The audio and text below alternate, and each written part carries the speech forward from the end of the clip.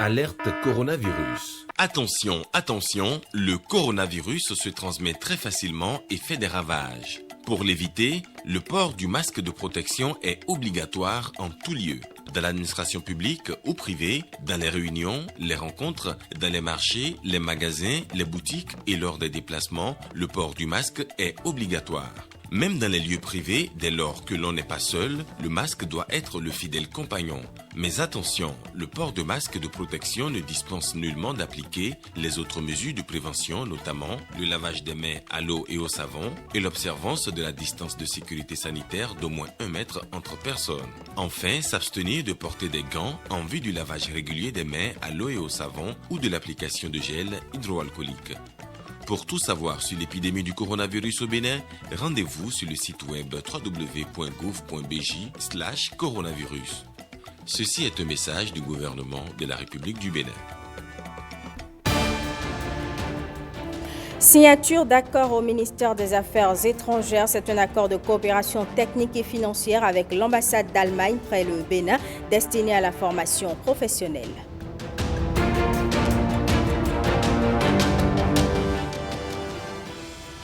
Comment fonctionne la centrale thermique de Maria-Gleta 2 un an après son inauguration? Le sujet a intéressé Jérôme Hungo qui nous propose un reportage dans ce journal.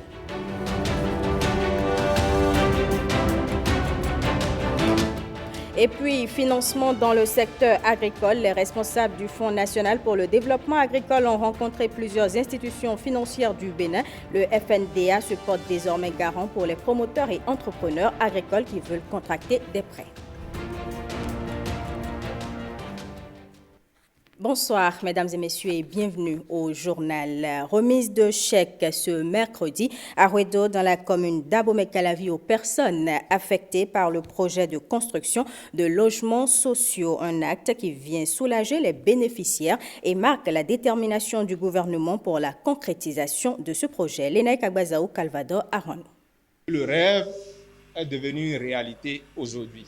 Le gouvernement de la rupture tient parole. La commission d'expropriation et d'indemnisation procède ici à la remise de chèques aux personnes affectées par le projet de construction de logements sociaux à Ouedo.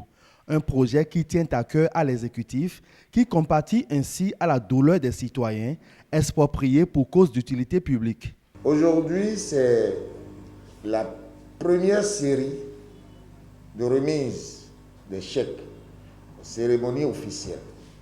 À cette cérémonie fera suite d'autres remises de chèques pour les dossiers qui seront prêts au fur et à mesure.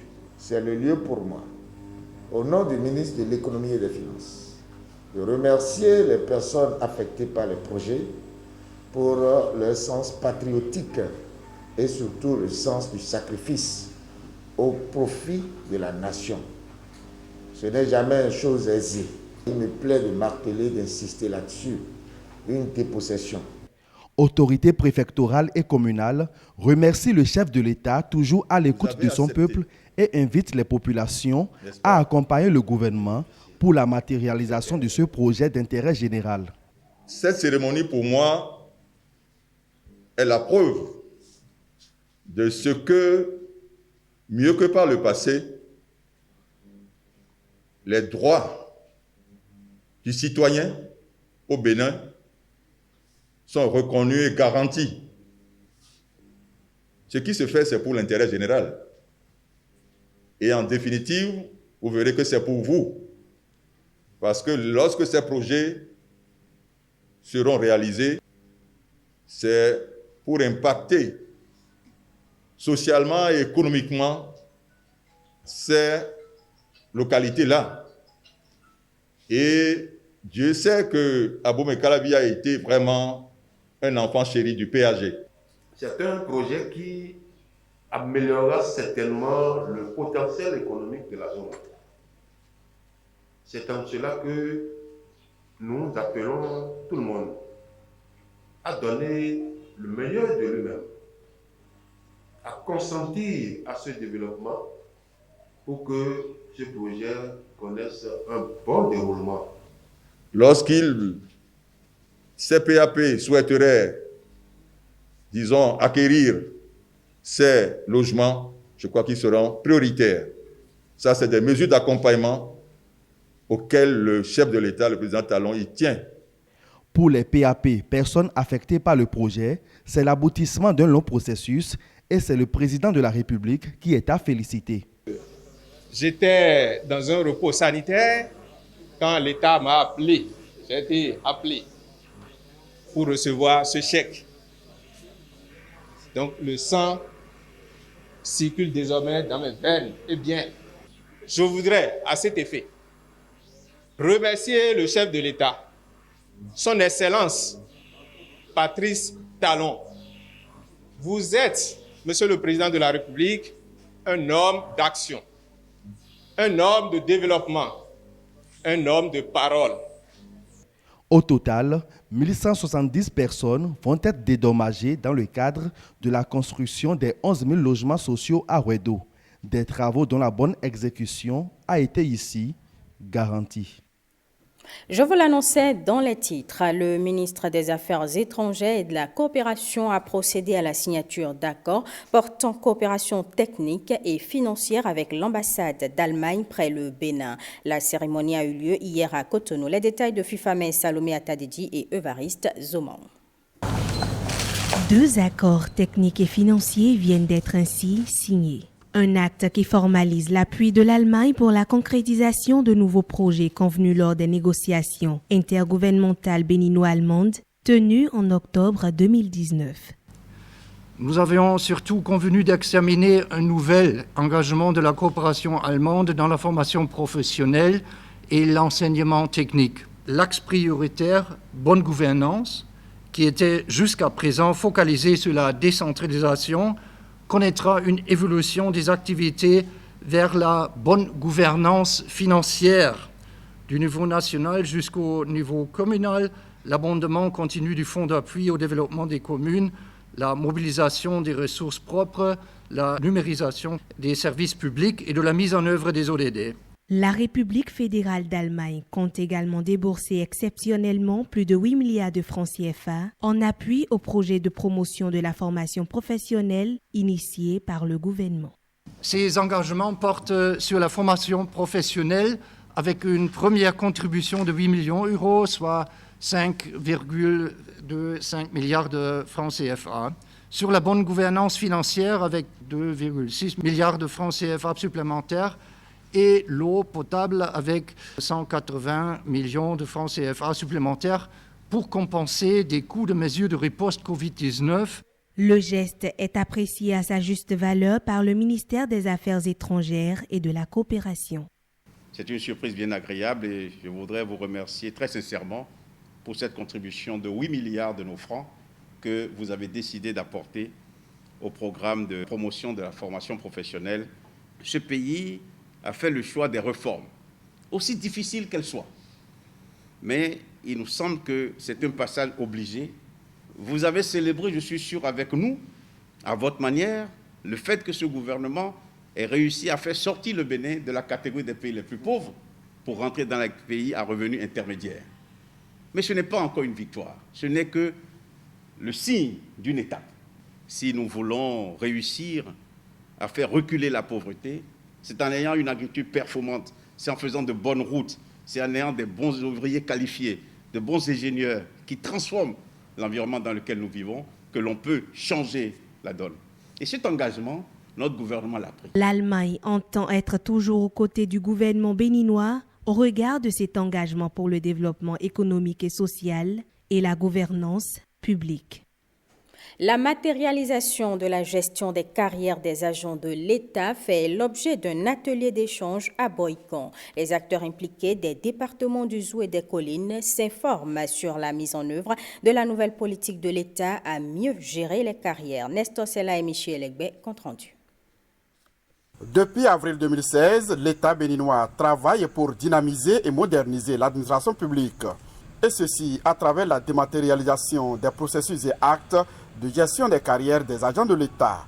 Aujourd'hui, les acteurs des départements de Zou-Collines sont à l'école de ce nouvel outil. L'objectif général poursuivi est de vulgariser le processus de dématérialisation de la gestion des carrières dans l'administration publique par les agents de l'État en poste dans les services déconcentrés au niveau du département du Zou.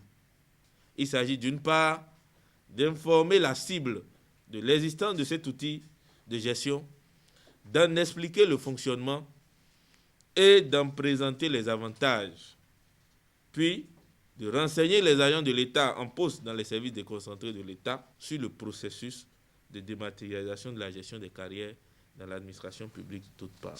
Je serais très comblé de vous voir maîtriser au bout des doigts tout le processus de dématérialisation de la gestion des carrières dans l'administration publique. Que comprendre alors par la matérialisation de la gestion des carrières des agents de l'État? La dématérialisation, c'est juste un processus qui permet en réalité de rapprocher l'usager, on est d'accord, de l'administration. C'est éviter du moins la corruption, le clientélisme, le népotisme, etc. Cela veut dire quoi? Cela veut dire que il y a une plateforme qui gère désormais la carrière des agents de l'État. Lorsque vous êtes agent de l'État, vous n'êtes plus obligé, que vous soyez à Tchoumi-Tchoumi, quel que soit le point où vous vous trouvez, de vous déplacer, on est d'accord, pour aller suivre votre dossier. Et donc, partout où vous vous trouvez aujourd'hui, vous pouvez avoir accès à votre dossier, vous pouvez vous-même suivre votre carrière. Le gouvernement béninois, à travers le ministère du Travail et de la Fonction publique, en marche vers une administration moderne au service de la nation. Au centre de formation pour l'administration locale, c'est la rentrée pour la 2e promotion du cycle C et la 4e promotion du cycle B. Ils sont appelés à être mieux outillés pour une administration locale performante. Lénaï Agbazaou et Alexis Kenom pour les précisions. Des apprenants pas comme les autres. Ils sont plus de 80 agents en provenance d'une trentaine de mairies du Bénin à revêtir pour 2 ans l'uniforme du Centre de formation pour l'administration locale, le CEFAL, un centre spécialisé dans la formation continue et le renforcement des capacités des acteurs de la gouvernance locale. La rentrée solennelle de ce jour, mardi 8 septembre 2020, consacre le démarrage des activités académiques de la 4e promotion du cycle B, c'est-à-dire les agents titulaires du baccalauréat et totalisant au moins 5 ans d'ancienneté dans l'administration communale ou municipale, et de la 2e promotion du cycle C, c'est-à-dire les agents titulaires du BEPC et possédant au moins 5 ans d'ancienneté dans l'administration communale ou municipale. Pendant 2 ans, les apprenants auront à suivre différents modules dans 4 domaines, à savoir administration générale et territoriale, finances et fiscalité locale, planification et développement local et maîtrise d'ouvrage communal. Le gouvernement béninois, par le truchement du ministère de la décentralisation et de la gouvernance locale, nourrit de grandes ambitions pour le CEFAL et attache du prix aux différentes formations qui s'y déroulent. Elle reflète la volonté ferme du gouvernement de la rupture, avec à sa tête son chef, le président Patrice Talon, d'appuyer la mise en œuvre de la nouvelle vision du CEFAL qui, je cite, se projette d'ici à 2031 comme centre de référence pour la promotion de la bonne gouvernance dans le secteur de la décentralisation par le renforcement des capacités des acteurs avec une vocation régionale. Les bénéficiaires de la présente formation promettent de faire montre de discipline afin de pouvoir être outillés pour mieux servir les administrations communales. Et nous sommes tellement contents de cette initiative et nous rassurons l'État. Nous n'allons pas les décevoir.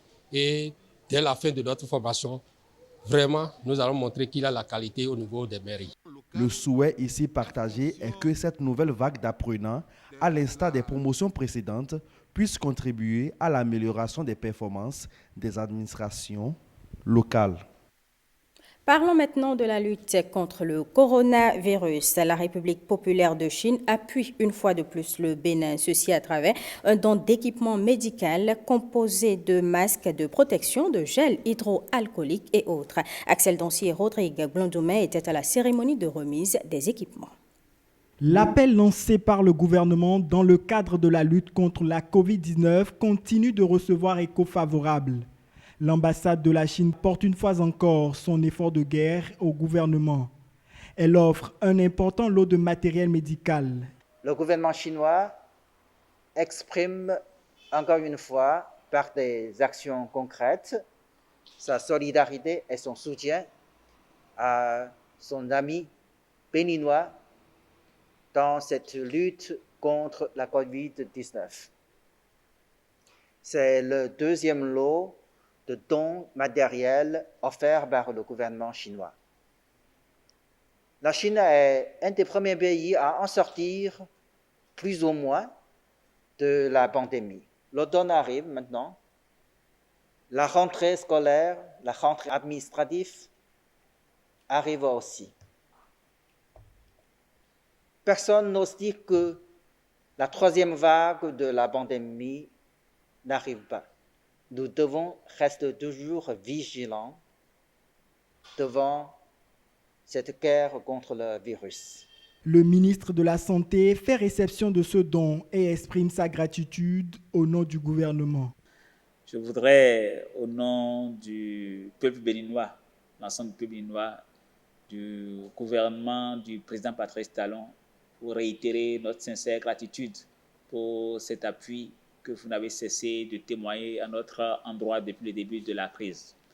En passant par les réactifs de laboratoire, en atterrissant par des équipements que vous avez déjà offerts une première fois et en atterrissant maintenant sur ce deuxième lot d'équipements, équipements de protection et autres qui vont nous servir pour encore renforcer notre effort de riposte, je voudrais saluer tous les efforts, tout l'élan de solidarité que l'ensemble du peuple chinois a eu à l'endroit de son peuple frère et ami du Bénin.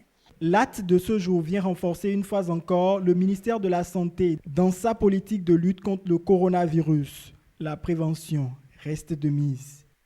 Depuis son apparition en décembre 2019, plus de 20 millions de personnes ont été touchées par le coronavirus à travers le monde avec des milliers de décès à la date du 4 septembre 2020. Pour efficacement lutter contre le virus, au Bénin, le laboratoire de biomathématiques et d'estimation forestière de l'Université d'Abomey-Calavi a entrepris une série de travaux. Blaise Adankbo, Jules Akweikou.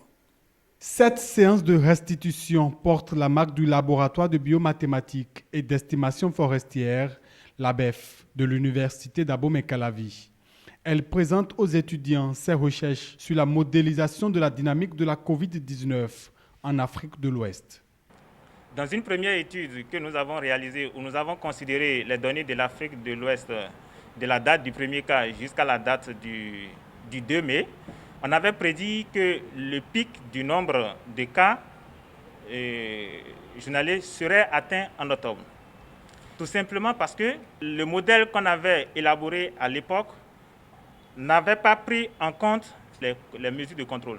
Il s'agit ici de mettre à contribution divers formalismes et outils relevant donc des sciences mathématiques, statistiques et informatiques, pour justement comprendre le comportement de ce virus et prédire la dynamique de son évolution future. Pour faciliter une meilleure compréhension des résultats de ces études, le LABEF a prévu plusieurs communications. La dernière communication que nous allons suivre aussi tout à l'heure porte sur la fiabilité des prédictions en modélisation des épidémies. La qualité des prédictions faites est aussi tributaire de différents facteurs. Les résultats des 5 différentes études qui seront présentées aujourd'hui à travers les communications vont vous montrer vraiment l'effort fourni par ces enseignants, chercheurs de notre université. Au-delà d'une occasion d'échange, ce séminaire entre dans le cadre de l'animation scientifique. Il est comme un apport des enseignants-chercheurs du Bénin dans la recherche de solutions pour une meilleure gestion de la COVID-19 dans l'espace ouest africain. En août 2019, le gouvernement a inauguré la centrale thermique de Maria-Gleta II un an plus tard. Comment fonctionne cette unité de production électrique? Les fruits ont-ils réellement tenu la promesse des fleurs Maria-Gleta II, les prémices d'une autonomie énergétique? C'est un reportage signé Jérôme Hongo. C'est dans la commune d'Abomey-Calavi que le gouvernement a construit la centrale thermique Maria-Gleta II. Pour 18 mois de prévu, nous avons mis 17 mois, c'est-à-dire que nous sommes arrivés avant l'heure. Pour plus de 110 milliards prévus, nous avons fait environ 90 milliards de nos francs, ce qui montre que non seulement on a tenu les engagements en matière de délai, on a tenu les engagements, on a plus que tenu les engagements en matière de coûts, mais aussi on a tenu les engagements par rapport aux impacts socio-communautaires de cette infrastructure majeure dans l'environnement dans lequel elle s'est installée. Un an plus tard, nous découvrons les sections mécaniques et électriques de la maintenance. On a la maintenance prédictive, préventive, corrective, en fonction de tout ce qui se passe. Ça se passe annuellement sur tous les moteurs. Donc sur un moteur, il y a 8 détecteurs et chaque fois, quand la période arrive, on prend un détecteur qu'on calibre. Puis, les deux équipes, ici, sur les moteurs 1 et 2. Depuis hier, le moteur 2 est en maintenance 8000 heures.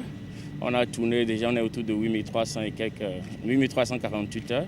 Donc on a démarré les travaux de maintenance 8000 heures sur le moteur 2 depuis hier. Donc hier, on a fait les travaux mécaniques et aujourd'hui, on est sur les travaux électriques. Vous avez vu mon équipe, tout à l'heure, on était dans l'alternateur. Vous les avez filmés, c'était dans l'alternateur. Donc on est en train de faire les inspections et suivant les recommandations du constructeur. Et sur le moteur, j'étais avec un ordinateur portatif. Et vous avez vu des courbes qui étaient en train de se défiler. Donc on est en train de faire des enregistrements sur le moteur 1. Il faut dire que depuis un an, nous on est dans l'optimisation de nos unités de production. Donc à chaque fois, on essaie d'améliorer pour avoir le meilleur rendement possible. Voici la commande car. C'est depuis ici que sont télécommandés les 7 moteurs de la centrale. 4 équipes, dont l'une est au repos, en assurent le fonctionnement 24 heures sur 24. Que ce soit dans la chambre des puissances, que ce soit à l'extérieur de la chambre des puissances, nous pouvons apprécier de manière visuelle les dysfonctionnements qui peuvent apparaître. Maria-Gleta II fonctionne à merveille et les risques individuels et collectifs sont maîtrisés grâce à la section HSE, hygiène, sécurité, environnement. Il y a un manuel de procédure HSE ici qui est vulgarisé au niveau donc de tout le personnel. Et cette vulgarisation a pu être faite à travers des mini-séances matinales, des séances de sensibilisation sécurité qui se faisaient presque quotidiennement par le passé avant donc l'arrivée de la pandémie du Covid-19. Bon, actuellement, on essaye de communiquer par de petits groupes pour pouvoir minimiser les risques de propagation donc, du Covid-19. Dans l'ensemble, on n'a pas de défauts majeurs. Et les petits défauts qu'on avait étaient corrigés. On a eu un petit incident sur un accouplement élastique, mais bon, on peut considérer ça comme normal sur ce type d'usine. Nous, les retours qu'on a de notre côté sont assez bons. C'est-à-dire qu'on a, que ce soit avec le réseau, la CEB et la SBE, on a des retours qui sont très très positifs. On répond présent à chaque moment. On a une très bonne collaboration avec le réseau, donc SBE et CEB. Et on répond présent à chaque instant. La ligne de distribution via le transport est aujourd'hui positivement impactée par cette centrale électrique. La SB2E, l'impact était surtout un impact de soulagement en termes de coût de prix de revient de l'électricité, parce qu'avant, on produisait avec des centrales d'abord louées à Agreco ou à d'autres sociétés privées, et le coût de prix de revient était beaucoup plus élevé qu'avec la centrale de Maria-Gleta. Donc, la CSB2E ne pouvait pas s'autosuffire en termes financiers, donc l'État devait subvenir au coût de fonctionnement de la SB2E. Mais maintenant, avec la nouvelle centrale au gaz, nous avons quand même un prix de revient qui est très intéressant et qui permet peut-être pas d'être autosuffisant financièrement, mais de s'approcher de l'autosuffisance financière. Des 57 agents, cadres et techniciens qui font fonctionner Maria Gleta 2, 55, dont 8 femmes, sont des Béninois. Aujourd'hui, le taux de disponibilité de la centrale est à plus de 98%. C'est une performance qu'on ne retrouve même pas dans la sous-région, du simple fait que les moteurs que nous avons choisis, qui sont des moteurs MAN de marque allemande, sont des moteurs robustes, qui sont de dernière technologie, qu'on ne retrouve nulle part dans la sous-région. Un autre indicateur qu'il faut noter, c'est que cette centrale a déjà fonctionné plus de 7000 heures, sachant que le maximum qu'une centrale électrique de ce type peut fonctionner, c'est 8000 heures, maximum. Donc celle-ci a fonctionné déjà plus de 7000 heures. Un autre élément de performance qu'il faut noter, et qui confirme encore la pertinence du choix que le gouvernement béninois a fait, de choisir des infrastructures dual fuel, c'est-à-dire bicombustible, qui peut utiliser à la fois du gaz, mais aussi du fuel lourd. Dans la sous-région, on a souvent des usines qui sont monoproduits, c'est-à-dire qu'ils vont soit fonctionner au gaz ou soit au HFO. Le jour où il n'y a plus de gaz, il n'y a plus d'énergie, ce qui n'est pas notre cas. Donc on a encore une fois une usine de dernière génération qui fonctionne bien. Et puis, de deux, cette flexibilité, de pouvoir passer d'un produit à l'autre. Ce sont des groupes de qualité. Donc, on aurait pu avoir des groupes qui étaient de moins bonne qualité, mais ce sont des groupes de qualité. Et on a donné un contrat d'exploitation et de maintenance à des experts, donc qui nous permet, et qui utilisent des Béninois dans leur équipe. Ils utilisent des technologies ou des maîtrises du côté de la maintenance qui leur sont propres, mais ils utilisent quand même des Béninois. Le programme d'action du gouvernement a consacré 10% de ses projets phares au secteur de l'énergie. Aujourd'hui, les fruits tiennent progressivement la promesse des fleurs. Il y a une priorité qui a été accordée à ce secteur avec, à la clé, les moyens nécessaires pour atteindre l'objectif fixé par le président de la République. Je profite pour demander à nos concitoyens d'avoir un peu de patience par rapport à la deuxième phase de renforcement, d'extension qui est en cours pour qu'ils puissent mieux jouir encore de ces améliorations. Déjà, le chantier d'extension est en cours. Les ambitions nourries par Patrice Talon pour le Bénin sont à un degré supérieur avancé, caractérisé par la multiplication des sources d'énergie visant l'autonomie totale, dont les premiers jalons viennent d'être posés à travers Maria Gleta 2. Les promoteurs et entrepreneurs agricoles peuvent désormais se sentir soulagés. Le Fonds national pour le développement agricole se porte garant pour leurs prêts auprès des institutions financières. William Choki nous en dit plus. Elles ont été toujours frileuses en matière de financement des promoteurs agricoles. Une crainte dissipée avec le redimensionnement du FNDA, le Fonds national de développement agricole. Cet instrument public majeur de financement du secteur agricole se porte désormais garant des prêts aux PME et PMI agricoles à hauteur de 50% avec des taux d'intérêt bonifiés. Le FNDA a été restructuré en 2017 et très tôt doté de ressources par l'État pour répondre efficacement à sa mission de promotion de l'investissement privé dans le secteur agricole. La présence massive des directeurs généraux dans cette salle témoigne de ce que, ensemble, nous pouvons marquer la rupture et dire désormais, nous pouvons ensemble transformer notre agriculture en innovant à travers des instruments financiers. Une bonne nouvelle pour les entreprises agricoles, mais surtout pour les banques et les systèmes financiers décentralisés. Ces derniers ont eu droit à une meilleure présentation du fonds. Il devient un levier d'investissement privé dans le secteur agricole. Il est d'ailleurs doté d'un fonds de plus de 100 milliards de francs CFA. L'opérationnalisation efficace de ces mesures passe par leur bonne connaissance par vous, acteurs majeurs de la mise en œuvre. Ainsi, pleinement conscient du rôle capital que vous jouez dans le financement de notre économie, nous avons jugé utile l'organisation de la cérémonie de ce jour, qui est le précurseur d'une série d'actions devant permettre de partager le contenu détaillé de ces mesures avec tous les acteurs du secteur.